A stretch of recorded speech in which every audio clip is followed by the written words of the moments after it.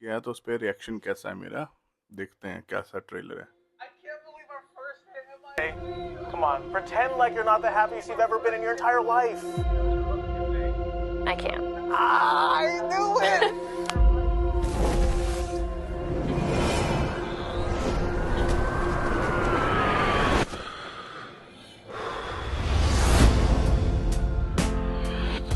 Hi, my name is Peter Parker. You don't remember me, but we used to know each other. Something bad was going to happen, and the only way to stop it was to make everyone forget about me.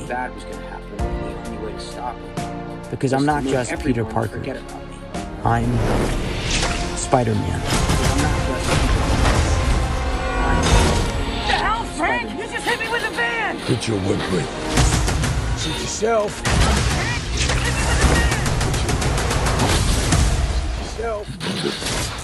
Go home! And sometimes Spider-Man has to do the hard thing, even if it breaks Peter Parker's heart. Sometimes Spider-Man has to do the hard thing, if it breaks Peter Parker's heart. What is happening to me? What is happening to me? Oh, God.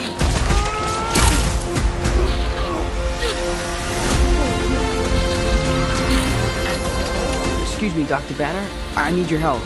What did you say your name was? If DNA is mutating, it would be enormously dangerous. Spiders have 3 life cycles. When between cycles, it can leave the spider vulnerable to threats. We are faced with a danger that we can't control. One we can't even see. Stay out of my way. You're losing it, kid.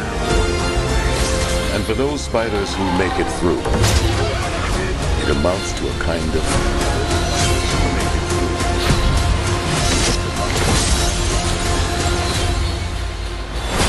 rebirth. Nice flowers. Oh, they're a housewarming gift. I'm MJ. I'm just a neighbor from across the hall. Friendly neighbor. Housewarming. I'm MJ. I'm just a neighbor from across the hall. Friendly neighbor.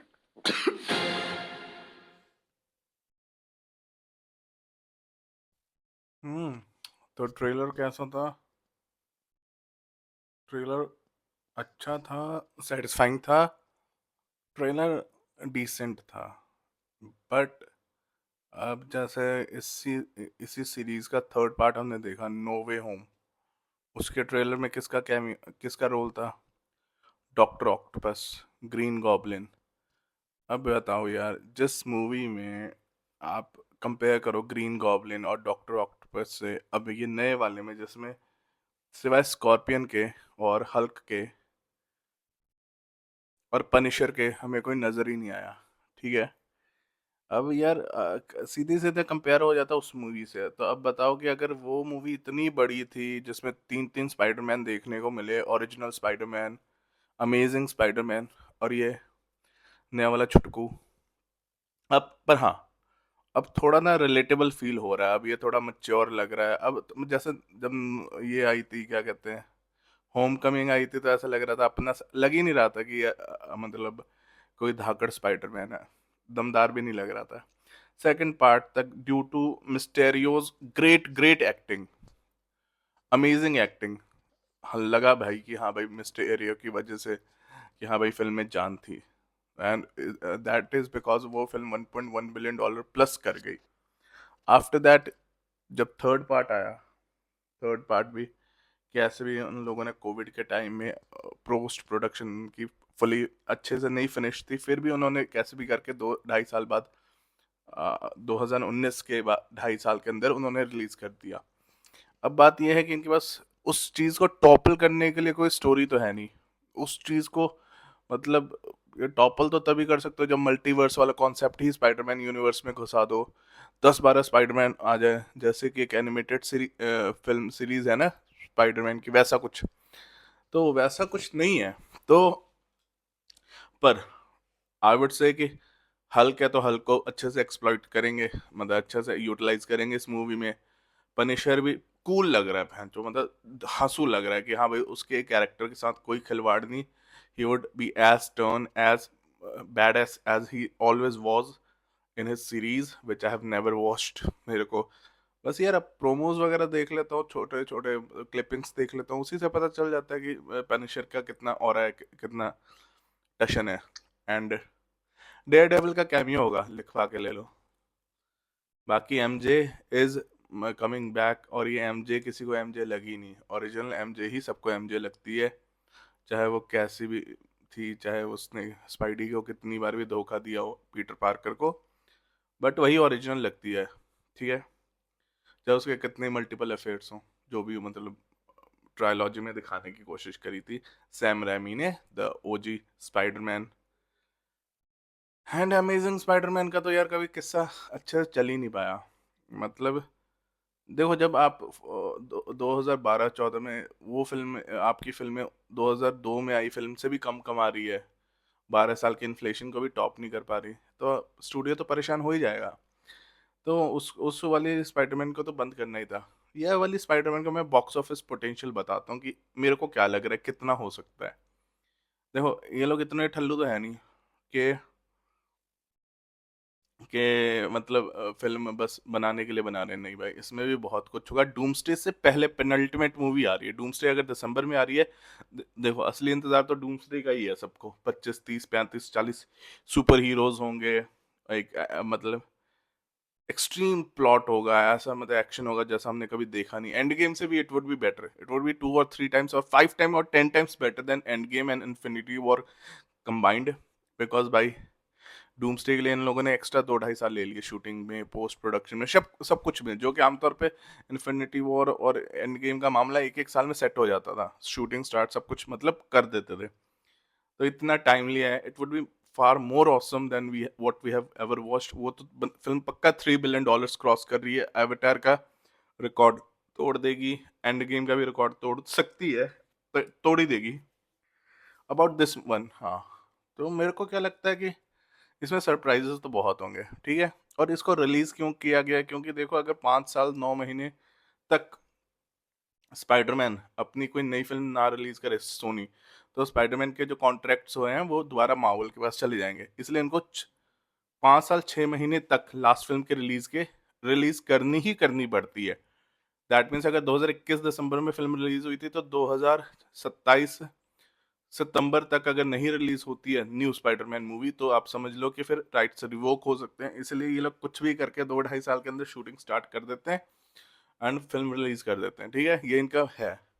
आप मान के चलो कि इसके बाद भी अगर 26 में ये स्पाइडरमैन मूवी आई है, तो 28-29 में भी एक ना एक आ ही जाएगी, ठीक है। मतलब आपके लिए वो बनी पड़ी है, ये इनकी मजबूरी है, चाहे नया स्पाइडरमैन लेना पड़े, चाहे 8 साल का स्पाइडरमैन लाना पड़े, चाहे चाहे किसी मतलब लेडी स्पाइडरमैन तो नहीं, बट स्पाइडरमैन की बात कर रहा हूँ, चाहे कोई भी वेरिएंट लाना पड़े स्पाइडरमैन का। पीटर पार्कर ही मेन वेरिएंट होता है वैसे तो, पर they will make a film for sure. Box office potential definitely far from home यानी सेकंड पार्ट से तो बहुत ज्यादा है। 1.19 बिलियन उसने करे थे, तो ये $1.5 बिलियन तो इजीली क्रॉस कर जाएगी। It would be a massive opening. Odyssey release हो रही है 17 जुलाई को, उसके बाद 31 जुलाई को ये हो रही है। ओडिसे के लिए 2-3 हफ्ते बहुत है कमाई के, ठीक है, तो उसके 2 हफ्ते बाद ही हो रही है ना, तो इसके वही मैमथ $200-250 मिलियन की ओपनिंग यूएस में, यूएस प्लस कनाडा में है। अच्छा खासा मतलब आप कह लो कि $1.5 बिलियन प्लस होगा, बट उस $1.9 बिलियन को टॉपल करना न्यू नो वे होम के, that would be a real challenge. और ये टोबी मैguire वाला फैक्टर है नहीं कि हाँ भाई ओजी स्पाइडरमैन वापस आ रहा है, उसको देखने के लिए जनता कोविड में भी घुस जाएगी थिएटर्स में, ऐसा कुछ भी नहीं है। बस ये है कि जो है इसके 80% ऑफ द फिल्म इसी के कंधों पे है, ये जिसका नाम भी नहीं याद आता, टॉम हॉलैंड के कंधों पे है। एंड भाई काफ़ी मैच्योर लग रहा है, अब थोड़ा लग रहा है कि हाँ इसको देख के मज़ा आने वाला है, हल्का फुल्का मज़ा आने वाला, मतलब जितना पहले आता था उससे तो ज़्यादा ही मज़ा आएगा। बाकी स्टोरी एंगेजिंग लग रही है यार, वीएफएक्स बिल्कुल पॉलिश्ड लग रहे हैं, मतलब लग रहा है कि हाँ है बात। And along with it Hulk अच्छा हुआ, ये जो मतलब स्मार्ट हल्क है वो फिर से इंसानी हल्क बन इंसानी रूप में आ गया, यानी अब फिर से बीस्टी हल्क बन सकता है।